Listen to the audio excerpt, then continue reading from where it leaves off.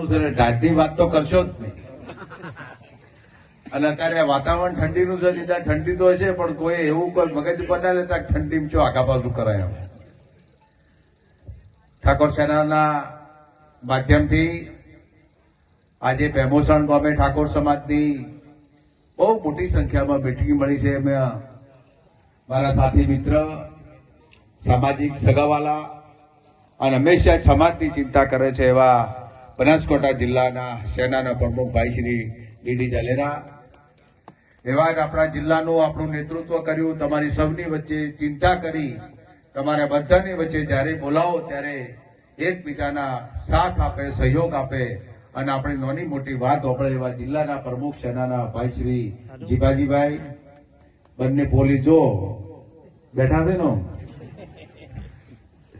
અમારો પીએલ ભાઈ મફાજી છે, અશોક છે, ભાઈ ઠાકોર સેનાના બધા જ સમાજના આગેવાનો ભેગા થયા છો. આજે સન્માન્ય મંચ અને આજુબાજુના વિસ્તારમાંથી ઠાકોર સેનાના આજે અલ્પેશભાઈને સમર્થન આપવા, ઠાકોર સેનાને સમર્થન આપવા, ઠાકોર સમાજને સમર્થન આપવા માટે સેનાના સૌ આગેવાનોને ચંદનજી ઠાકોરના રામ રામ છે.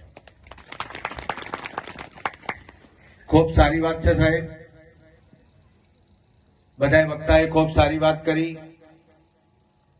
કે ખોટું મોટામાં મોટું સિમ્બોલ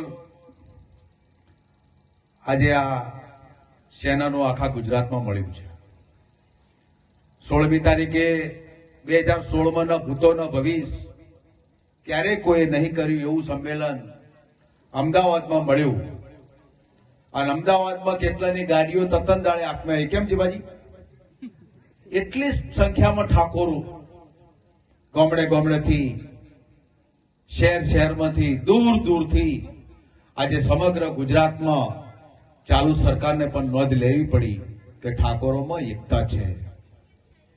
એવો જ પ્રસંગ હમણાં ટૂંક સમય પહેલા ઓગળધામ પૂજ્ય સદારામ બાપાના સાનિધ્યમાં ડીડીએ કહ્યું કે કોઈને આમંત્રણ નતું આલ્યું. વાત સાચી છે, બધાને આમંત્રણ નતું પહોંચ્યું.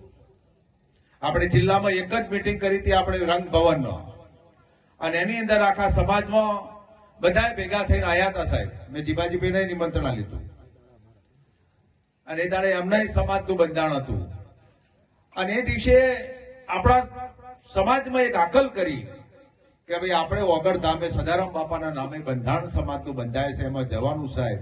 1-2 લાખથી વધારે ઠાકોરો ભેગા થયા સાહેબ. ઓનાથી મોટી વાત કઈ હોય સાહેબ?